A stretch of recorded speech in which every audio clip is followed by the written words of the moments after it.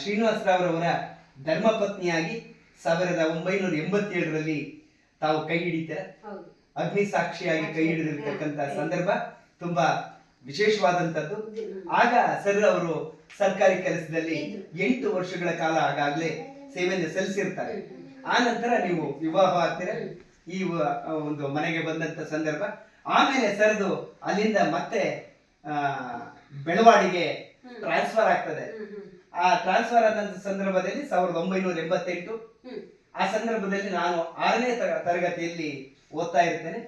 ಆಗ ಫಸ್ಟ್ ಬಂದಾಗ ಹಿಂದಿ ಮೇಷ್ಟ್ರು ಬಂದಿದ್ದಾರಂತೆ ಅಂತ ಹಿಂದಿ ಮಾಡ್ತಾನೆ ನಮಗೆ ಕೇವಲ ಇವರೊಬ್ಬರು ಶಿಕ್ಷಕರಾಗಿರ್ಲಿಲ್ಲ, ಇವರು ಕಲೆಯ ಗಣಿ, ಬಗೆದಷ್ಟು ಆಳ, ಅಗದಷ್ಟು ವಿಶಾಲವಾದಂತಹದ್ದು. ನಂತರವೇ ತಿಳಿದದ್ದು ನಮಗೆಲ್ಲ ಶ್ರೀನಿವಾಸರಾವ್ ಅಂತಂದ್ರೆ ಬರೀ ಕೇವಲ ಶಿಕ್ಷಕರಲ್ಲ, ನೃತ್ಯಗಾರರು, ಗಾಯಕರು, ಒಂದು ಸಿನಿಮಾದ ನಿರ್ದೇಶಕರು ಕೂಡ ಹೌದು, ನಿರ್ಮಾಪಕರು ಕೂಡ ಹೌದು.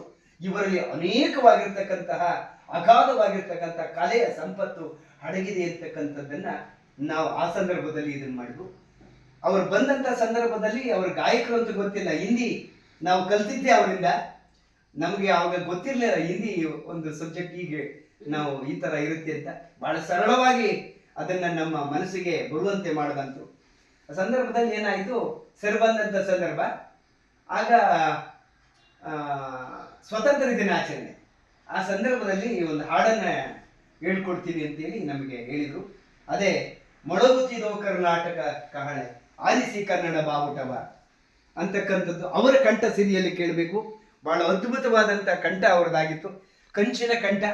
ಆ ಕಂಠದಲ್ಲಿ ಎಲ್ಲರೂ ಸಹ ಮಿಂದು ಹೋಗಿದ್ದೀವಿ. ಆಮೇಲೆ ಯಾವುದಾದ್ರೂ ಶಾಲೆಯಲ್ಲಿ ಸಾಂಸ್ಕೃತಿಕ ಕಾರ್ಯಕ್ರಮಗಳಾದ್ರೂ ಸಹ ಸಾರವರ ಆಧಿಪತ್ಯದಲ್ಲೇ ಎಲ್ಲ ನಡಿಬೇಕಾಗಿತ್ತು, ಅವರೇ ಹೇಳ್ಕೊಡ್ಬೇಕಾಗಿತ್ತು. ಆಗ ಗೌಡರ ಗದ್ದಲ ಅಂತೇಳಿ ಒಂದು ನಾಟಕವನ್ನು ಮಾಡಿಸಿದ್ರು. ನನ್ನ ಸ್ನೇಹಿತರು ಇಚೇಲ್ನಲ್ಲಿ ಅಜ್ಜೇಗೌಡ ಅಂತಿದ್ದಾರೆ, ಆತನ ಮನೆ ಹಾಡಿನ ಪಾತ್ರ ಮಾಡಿದ್ದ. ಒಂದು ಮನೆಗೆ ಹಾಡು, ಬಟ್ ಅವನು ಮೂಲತಃ ಸ್ವಲ್ಪ ಭಾಷಾ ತೊಡಕಿತ್ತು, ಅಂದ್ರೆ ತೊದಲ್ತಾ ಇದ್ದ. ಆ ತೊದಲುವ ನುಡಿಯನ್ನೇ ಆತ ಮೇಜರ್ ಆಗಿ ಮಾಡಿ ನಮ್ಮ ಸರ್ ಅವರು ಆ ನಾಟಕವನ್ನ ಮಾಡಿದ್ರು.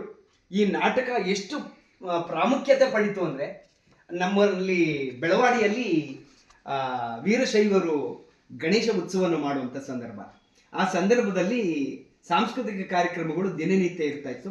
ಆಗ ಸರ್ ಅವರ ಈ ಗೌಡರ ಗದ್ದಲ ಅನ್ನೋ ಒಂದು ನಾಟಕವನ್ನ ನಿರ್ದೇಶಿಸಿ ಮಾಡಿದ್ದು. ಇಡೀ ಆ ಬೆಳವಾಡಿ ಸಮೂಹ ಅವರ ಮನಸೂರೆಗೊಳ್ಳುವಂಥ ಒಂದು ನಾಟಕ ಆಯಿತು.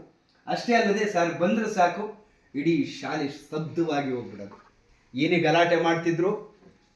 ಆಮೇಲೆ ಅವ್ರಿಗೊಂದು ಯಾರನ್ನೂ ಸಹ ಕಣ್ಣಲ್ಲಿ ಇದರಲ್ಲಿ ಎದುರಿಸ್ತಾ ಇರಲಿಲ್ಲ. ಅವರು ತಮ್ಮ ವಿದ್ವತ್ತಿನಿಂದ ಎದುರಿಸಿದ್ದಾರೆ. ಸಾರ್ ಬಂದ್ರು ಅಂತಂದ್ರೆ, ನಮಗೆ 7ನೇ ತರಗತಿಯಲ್ಲಿ ಕನ್ನಡ ಹಳೆಗನ್ನಡವನ್ನು ಮಾಡಿದ್ರು. ಅದರಲ್ಲಿ ಬಕಾಸುರನ ವಧೆ ಅಂತ ಒಂದು ಪದ್ಯ, ಆ ಪದ್ಯ ಮಾಡಬೇಕಾದ್ರೆ ಇಡೀ ಬೆಳವಾಡಿ ಚಿತ್ರಣವನ್ನ ಕಣ್ಣಿಗೆ ಕಟ್ಟಿಕೊಂಡಂತ ಒಂದು ಸ್ಥಿತಿ ನಮಗೆ ಇನ್ನೂ ಮರೆಯಕ್ಕೆ ಆಗ್ತಾ ಇಲ್ಲ. ಬಕಾಸುರನ ವಧೆ ಹಳೆಗನ್ನಡದಲ್ಲಿ ಮಾಡಿ ಆ ಒಂದು ಇದಕ್ಕೆ ಲಘು ಗುರು ಆಗ್ತಕ್ಕಂಥದ್ದೆಲ್ಲ ಹೇಳ್ಕೊಟ್ರು.